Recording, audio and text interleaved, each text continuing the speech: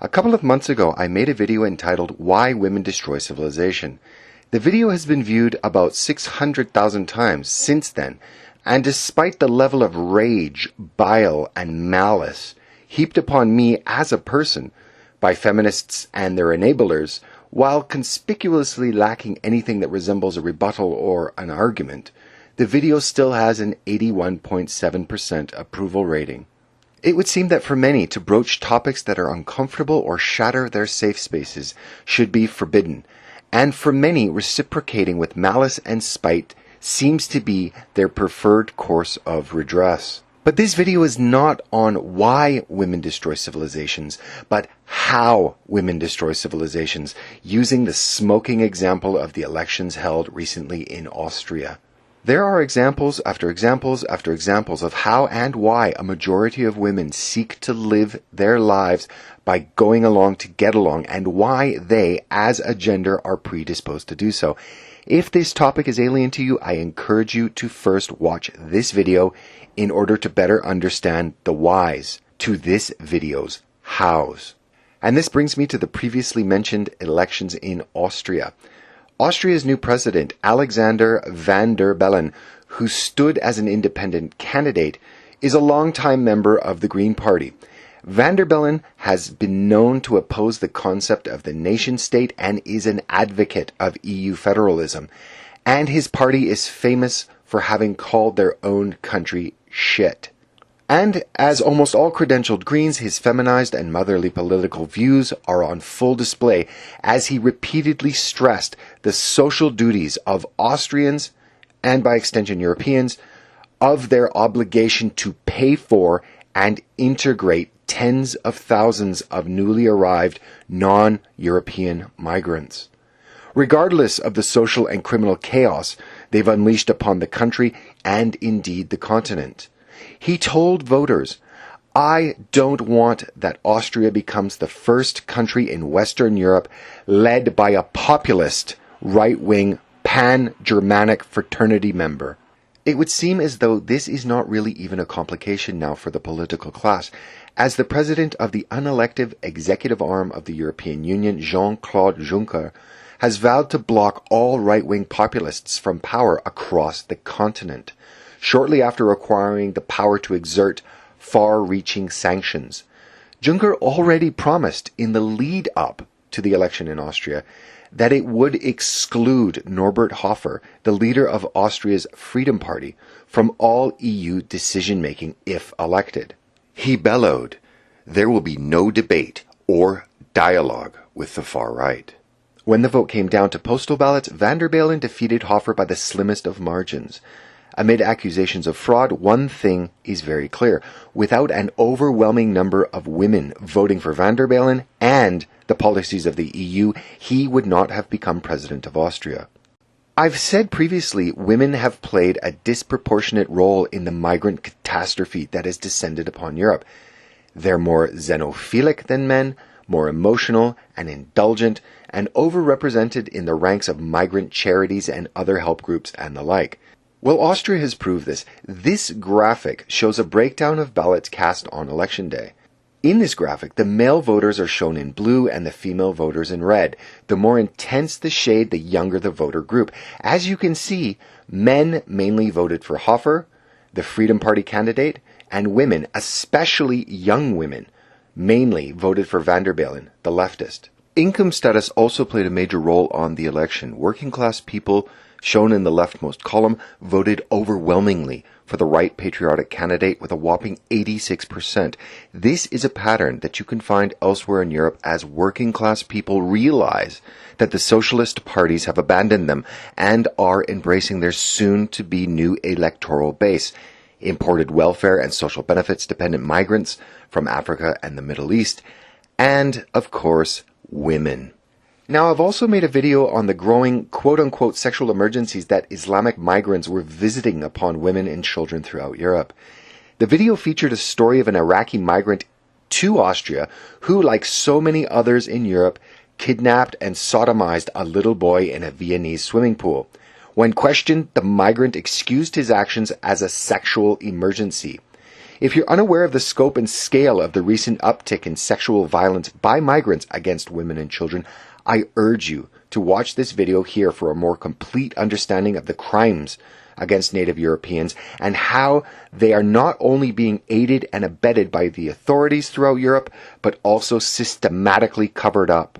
Also, this video will provide one with a better understanding of how the flood of migrants from unassimilatable cultures is actually transforming Western Europe into a more hostile and dangerous environment, not only for women and children, but for society as a whole.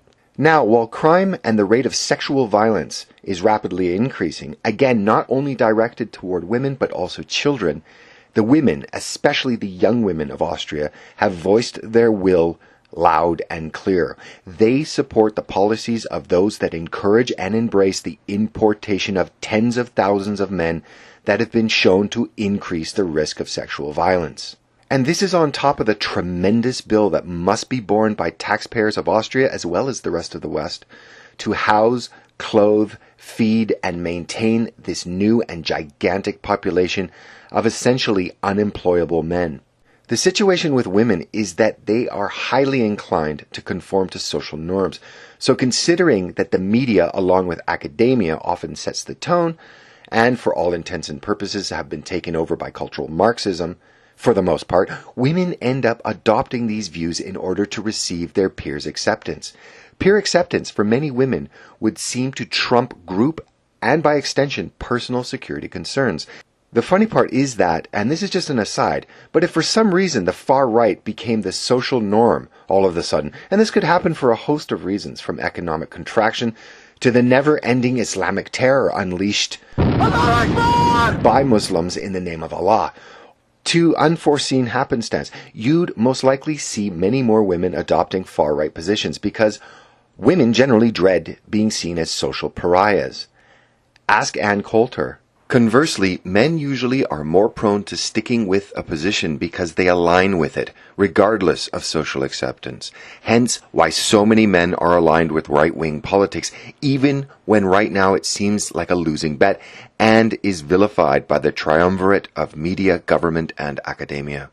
Dispensing with the notions of the cultural incompatibility of the newly arrived migrants, dispensing with the enormous costs upon the host society to provide for people who cannot and probably will never provide for themselves, forgetting about the massive increase in street crime, the fracturing of social cohesion, dispensing with the fact that in many cities now, women and children will have to walk the streets of their formerly peaceful societies with a sense of danger and foreboding unease, the question remains: how many rapes are too many rapes?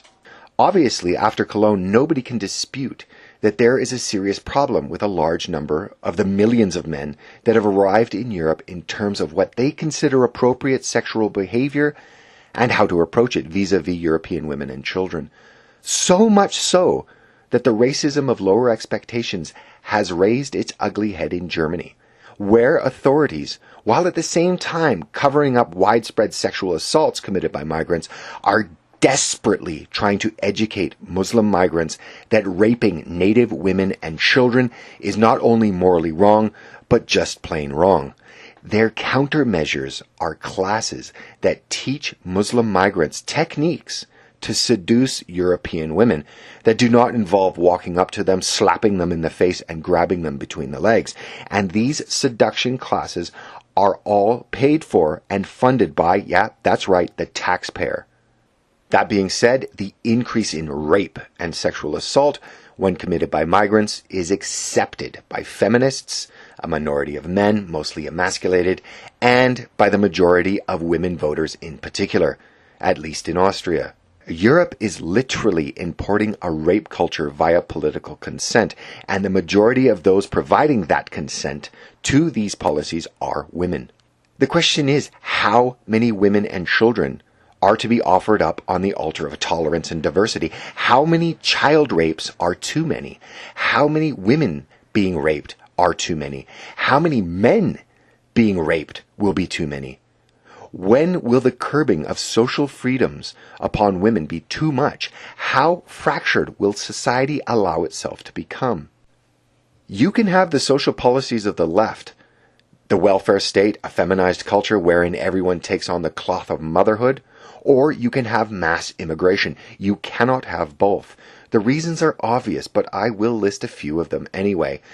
There's no reason to assimilate. There's no reason not to form societal cysts within the host country. There's no need to either work or pay taxes if you and your many wives and children can live a reasonably comfortable life on government handouts.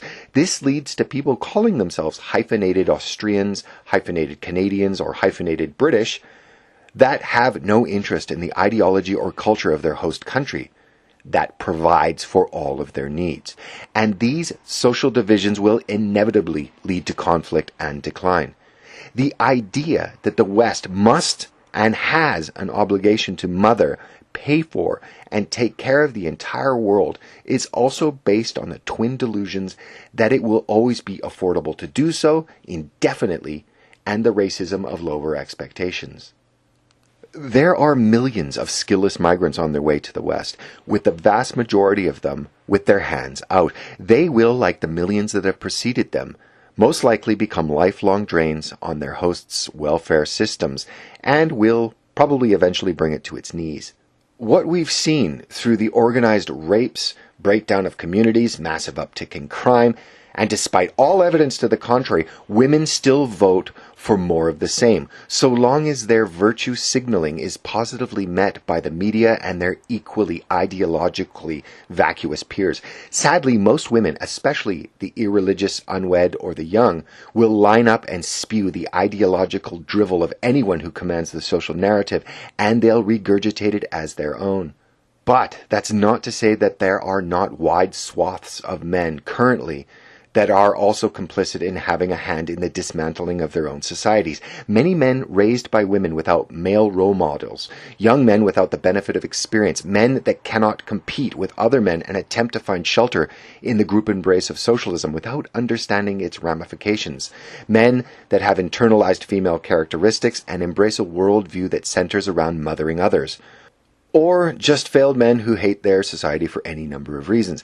Again, as I've said before, outcomes like the recent election in Austria are not only bequeathed by a large number of women and their divorce from reality-based politics, as well as naturalized immigrants, of course, but also men who lack what are considered traditional male values, like independence, self-reliance, having a work ethic, success, competition, excellence, integrity. Socialist and emasculated males generally champion values of dependence, collectivism, government assistance, reliance, not only equality of opportunity, but of outcomes, sameness, preventing hurt feelings by the elimination of success, the elimination of concepts like best or better. The pendulum is beginning to swing back and away from the insanity of postmodernism and its values. And the values that are opposed to the colonization of the West are on the rise. In the end, I don't think that the gender debate will ever be fully reconciled. The reason being is that if we admit that we as men and women are endowed with different traits, strengths, and weaknesses, this would be to admit that we are not the same. This politically incorrect truth may then have the potential to inflict much more damage than our continued charade of faking equality. Look to places like Saudi Arabia and Afghanistan for examples. But the long-term effects of our society's decades-long vacation from even a semblance of reality in our social and political discourse is quickly coming to a head. Reality is not a happy playground, and the fear to intellectualize it, when it affects us on a daily basis, is to cut off our nose to spite our face. We have got to address the hyper-emotionalism that drives our current political discourse. We're now stuck in the political quicksand where virtue signaling automatically overrides rational discourse and what ultimately might be best for society. Any society that is willing to throw out logic and reason in favor of emotionalism and sensationalism deserves to fail and inevitably will fail. And the universe will reteach this lesson as often as it needs to. Thanks for watching. If you like this video, please consider subscribing, and I'd also like to point you in the direction of the YouTube channel Egyptian Sphinx. He's got some very interesting and colorful commentary on his channel, and I'm sure that you will enjoy it.